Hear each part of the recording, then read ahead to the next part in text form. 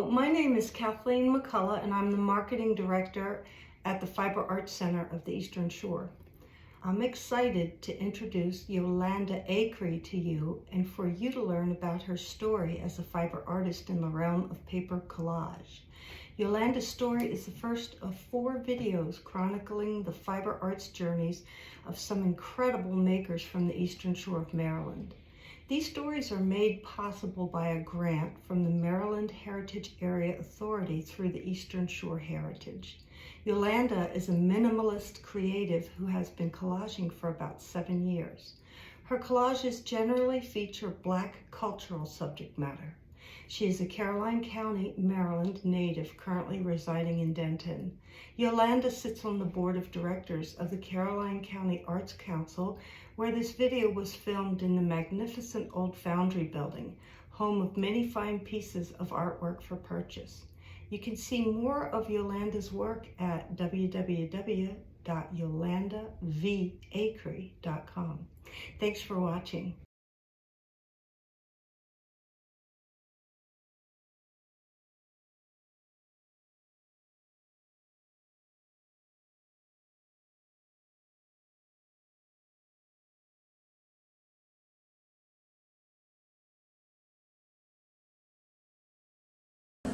Thanks for having me, Yolanda. It's great to talk to you.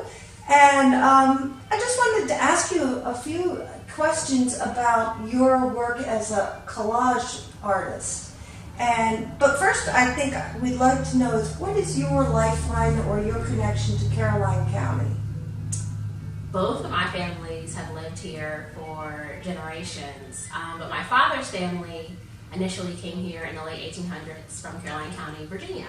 Huh! That's a wild coincidence. And they migrated here to Caroline County, Maryland, to Hillsborough at first, and then actually to, I guess you'd call it, well, yeah, it's historic, but Lincoln Street in Denton. Oh, yeah, yeah. My father owned a house there. It's torn down now, but yeah. Well, that's cool. And now you live in Denton, so that's handy for all the art stuff that goes on down here. Yeah, and I grew up, so we've always lived in Caroline County, but we were on the north end of the county when I was a kid. So I lived in Greensboro, Maryville, and then we moved to Denton when I was in middle school. Yeah. So I was here until I went to college, came back off and on, and then I moved back here permanently in 2013. Very cool. Where did you go to school? I went to the University of Delaware. Oh, cool. Very nice. And how long have you been collaging? What got you into that? Well, I've always made like little vision boards throughout my life, but I seriously started focusing on, I guess, the art of collage and not just, posting, just slapping things together. Around 2017, I want to say, I had this idea to do these like Black female archetypes. So, oh my God, and I forgot to bring them. That was the one thing. I made a set of tarot cards, just the major arcana of these Black female archetypes, and I made collages of them and then got them printed as cards. Making the cards probably until 2018 is when I actually put it all together. That's awesome. And I love those cards.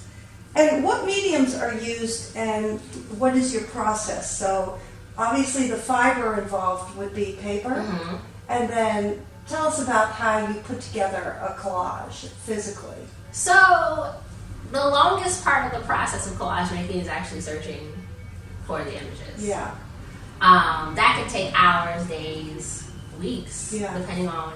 And what are you looking for? Like, how do you involve a search with your vision? It can come from a number of places. So sometimes dreams inspire me to start looking for things, and I try to record any of my dreams that sort of stand out to me. But what generally guides my work is Black women. They have raised me, inspired me. So usually an image of a Black woman is what starts me down that path. Once I've ripped out all the pages that I want, then I start to zero in on what specific part of this image do I want. Cutting all the pieces out as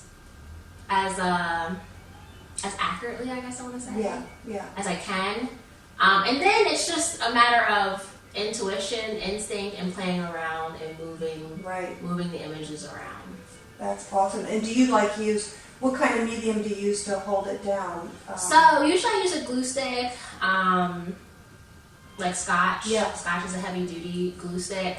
I use Elmer's as well, but not as much. Scotch is my main one because it's like really, really sticky. Yeah. Or Mod Podge. Yeah. So particularly like if I'm doing something on canvas, regular glue is not going to stick to the canvas surface. So I use Mod Podge.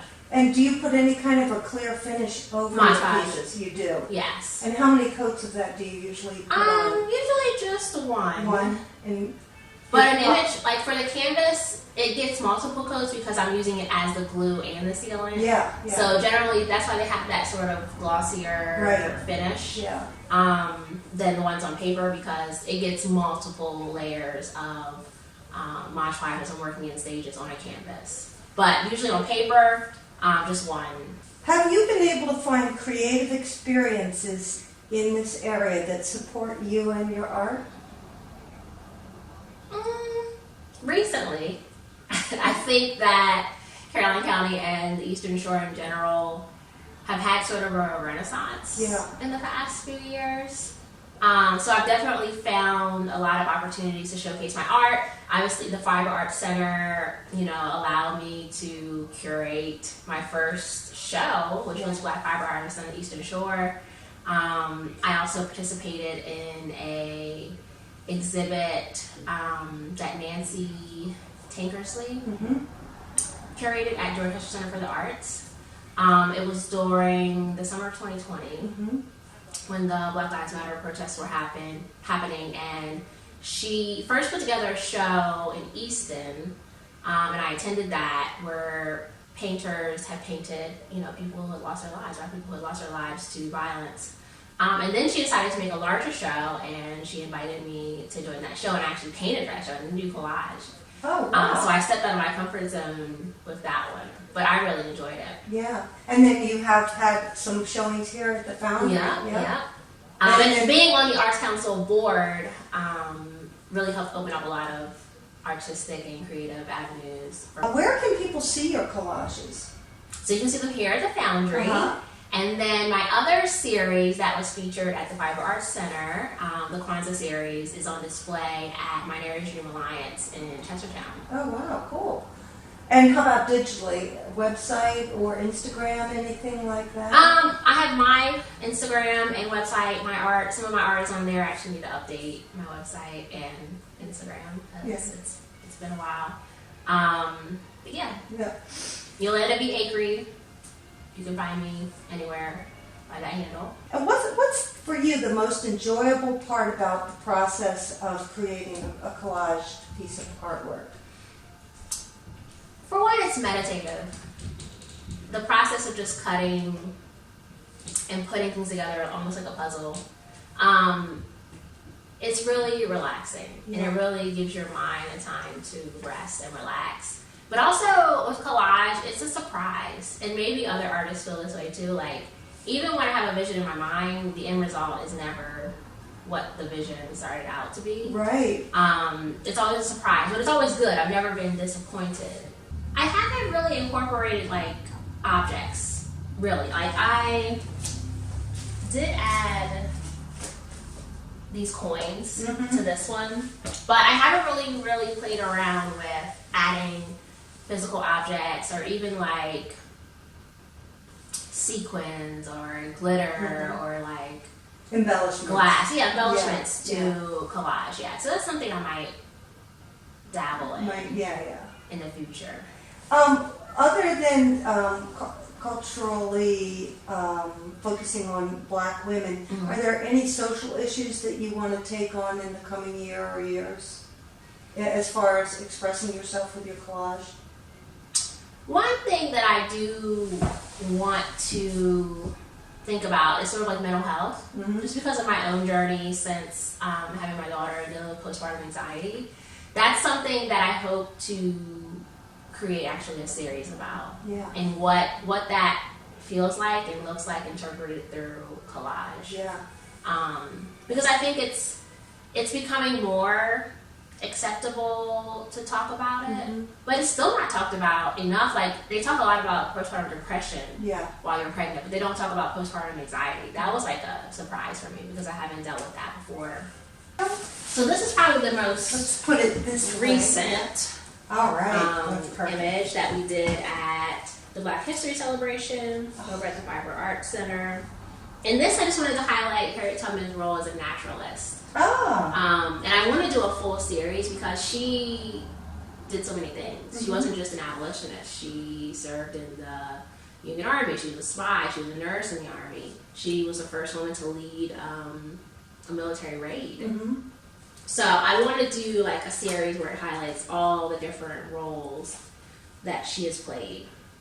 That's cool. And I will say this was challenging to do because I was in a group. And, leading the others. So it was very hard to focus. It took me all until the very end to finish this.